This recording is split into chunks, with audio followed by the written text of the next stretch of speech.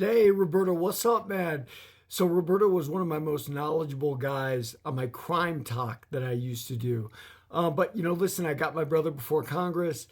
Trump pardoned my brother, and I stopped the crime talk. I got tired of it. And let me be honest why, and I know Roberto knows this. Look, that life was my life for a while, but it's not my life anymore, and I don't want to live in that world. Now, the fight game, conversely, is something I love. It's my passion. So, yeah, I love it.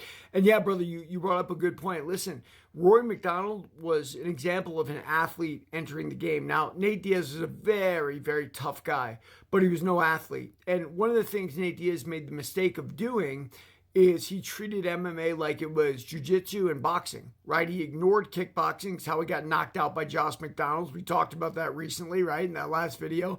But what did Rory do to him? Rory ragdolled him, wrestling style, right? Rory had the athleticism and the wrestling and the judo or whatever it was in his grappling background to do that to Nate. Nate treated like, hey, you take me down, then you're in my jiu-jitsu world. But MMA is not quite like that, right? There's not a gi. Everybody's no gi, so you're very slippery. So it doesn't always work out so great. It certainly didn't work out that great there. Yeah, again, that's an example of the athlete coming into the sport. John Jones is my favorite example. It's one of the reasons he learned things so quickly. Like what took me years and years and years to learn in kickboxing and boxing and karate and melding them all together. John Jones learned in about, 6 months, right? Oh yeah, I can do that. A spin back kick, wham, right? I've been doing it since I was a little kid, and that's the athlete coming into sport. Rory McDonald obviously was on fast forward. I know he's a really weird guy, but guess what? He was also very, very athletic, and that's what helped him. And that's the mix of the styles. And by the way, we'll always get this mix, and I love that about MMA more so than boxing.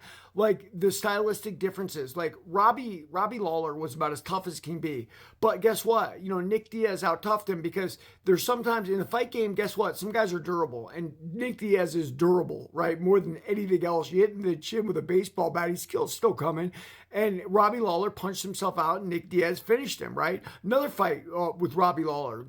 Incredible athlete, tough guy, but Pete Spratt beat him based on leg kicks. Lawler had no idea what the leg kicks were coming. And that's why MMA is such an open platform all the time. And it takes a while to learn those things. I remember my first kickboxing bout, I was a karateka, man. I didn't know how to check leg kicks. Something guy hit me in the leg. I thought he was going to kill me, man.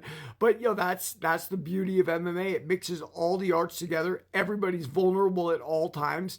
But I think, athletically, Rory was just way too much for Nate Diaz in that fight. But awesome, Roberto. I'm glad you brought that up, man. I hope you hang out and comment and everything on this channel as well. I'm not doing the crime channel anymore, brother. Everybody, read my book, Warrior of the Light.